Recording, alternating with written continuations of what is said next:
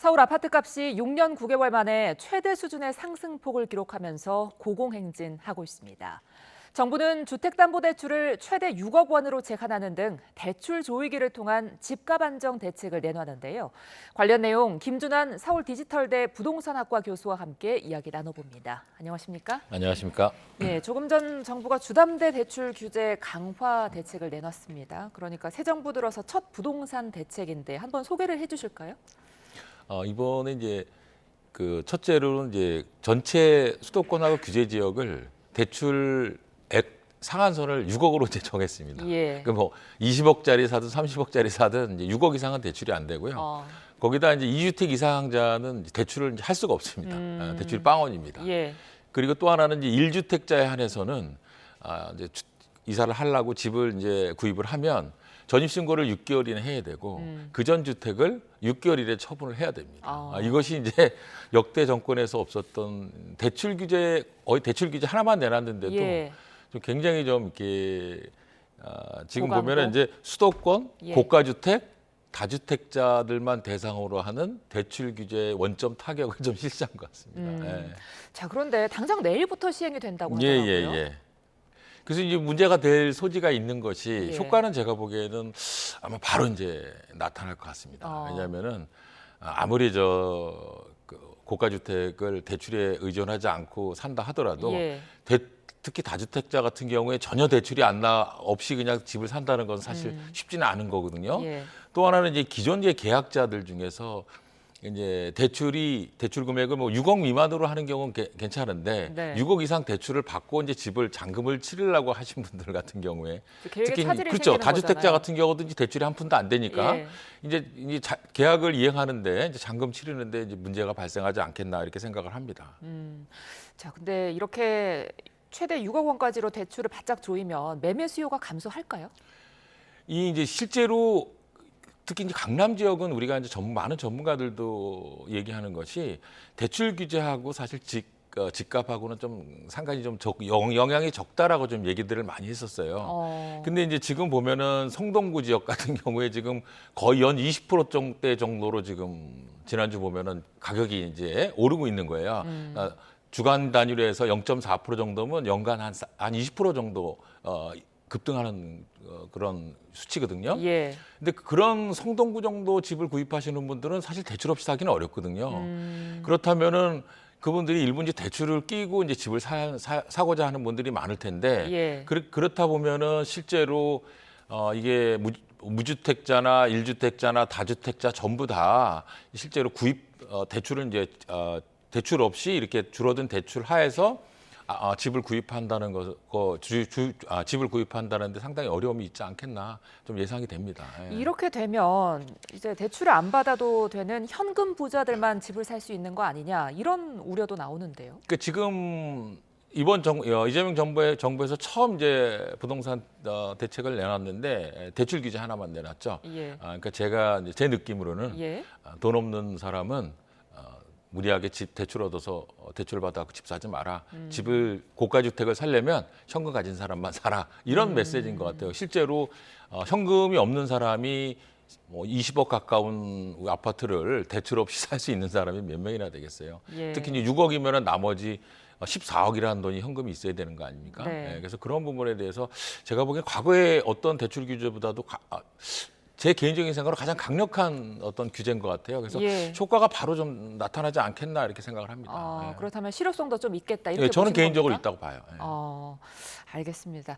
부동산 상승 상황도 좀 살펴보죠. 지금 서울 아파트값이 6년 9개월 만에 가장 큰 폭으로 올랐다고 하는데 왜 이렇게 오르는 걸까요?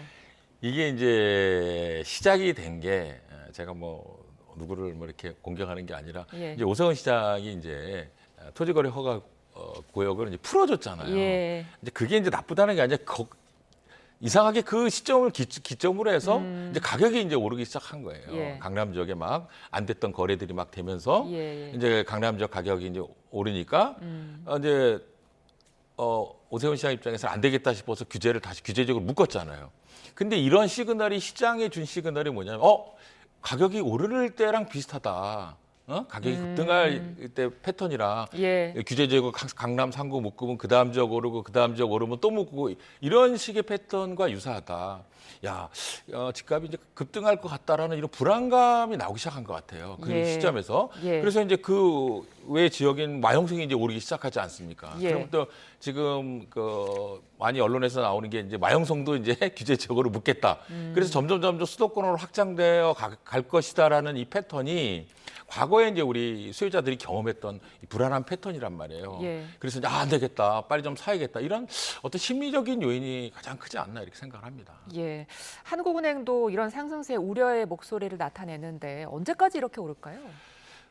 저는 오늘 정부 규제가 나오기 전까지는 당분간 좀 갈 것이라고 좀 예상을 했어요. 네. 예, 이게 이 심리적인 부분이 사실 문재인 정부 때도 굉장히 많은 규제책을 냈지만 예. 소용이 하나도 없었잖아요. 그때는 거의 비슷한 상황으로 이제 가서 당분간 좀 가격이 좀 오르겠다고 생각을 했는데 오늘 문재인 정부 이명박 정부 이재명 정부의 규제 정책을 보니까 예. 제가 보기에는 당분간 이 매수세가 좀 많이 급격하게 줄어들 가능성이 높다. 그렇다면은 조금 가격이 급등하는 것이 조금 주춤하고 조금 주춤해서 좀 안정이 되거나 조금 오히려 또 하락할 가능성도 있다는 개인적으로 하락 이렇게 보고. 가능성까지요? 지금 굉장히 지금 0.4% 주간 0.4%대로 지금 성동구가 오르고 있거든요 지난주에. 예. 그럼 연 24% 정도 급등하는 추세란 말이에요. 그러니까 이것이 좀 꺾일 거다라는 얘기죠. 그래서 예. 뭐 가격이 막 급격하게 하락하는 게 아니라 상승세가 꺾이거나 조금 주 단위로 해서는 하락세로 좀 전환할 가능성도 있다라는 부분입니다.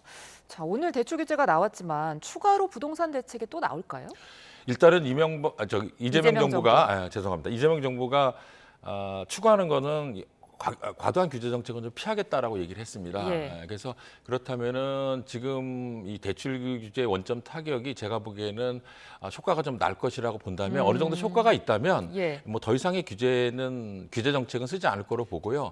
오히려 이제 공급 정책에 주력할 가능성이 있다라고 좀 무게를 두고 싶습니다. 그래서 예. 뭐 3기 신도시라든가 또 이제 2기 신도시, 2기 신도시 재건축이라든가 이런 공급 측면에서 이제 좀 주요 정책들을 내놓을 거라고 생각하고요. 더 이상의 뭐 더 강력한 규제 정책을 내놓기는 좀 쉽지 않을 그런 생각이 듭니다. 자, 그런데 당초에는 다음 달 초 정도의 대책이 나오지 않겠느냐 이렇게 예상들을 했는데 전격적으로 오늘 발표가 됐단 말이죠. 요즘 시장이 굉장히 불안한 위험 수위가 큽니다. 제가 느끼기에도 예. 개인적으로 주간 단위로 0.4%가 상승한다는 건 굉장한 거거든요. 예. 그리고 이게 뭐 꺾일 기미가 안 보이고 계속해서 지금 늘어나고 뉴스 보면은 뭐 매물로 내놨다가 다시 걷어들였다가 1억 올려서 또 내놨다 또 걷어들였다 이런 식으로 해서 자꾸 이제 가격이 오버랩 되니까 정부로서는 사실 좀 이번 주를 넘기기 좀 쉽지 않은 이런 심리적 상태인 것 같아요. 그래서 일단은 가장 효과가 크고 시장 전체의 그 어떤 혼란도 최소화하면서 메시지도 강력한 이 대출 규제, 특히 이제 다주택자에 대해서 대출 빵프로라는 거 이것이 굉장히 그다음에 전체 수도권을 대출 총액을 최대 6억으로 묶었다는 자체가 예. 어떤 주택을 구입하고자 하는 이 수요자에게 커다란 심리적으로 굉장히 타격과 압박감을 저는 줬을 거라고 생각을 합니다. 예. 자, 그런데 뭐 뛰는 놈 위에 나는 놈 있다고 사실 여태까지 뭐 정부들이 부동산 대책을 내놓으면 그 이후에 집값이 더 뛰거나 하는 현상들도 있었잖아요. 이번에는 어떻게 보세요? 저는 기본적으로 이명박 정부는 이런 이재명 정부요? 이재명 정부는 예. 죄송합니다. 자꾸. 이재명 정부는 이제 이 고가 주택에 대한 부분은 시장에 맡길 거라고 봐요. 예. 그러니까 20억, 50억짜리 이런 주택은 사실 일반 중산층이나 이 서민들이 구입하기에는 거의 불가능한 주택 아닙니까?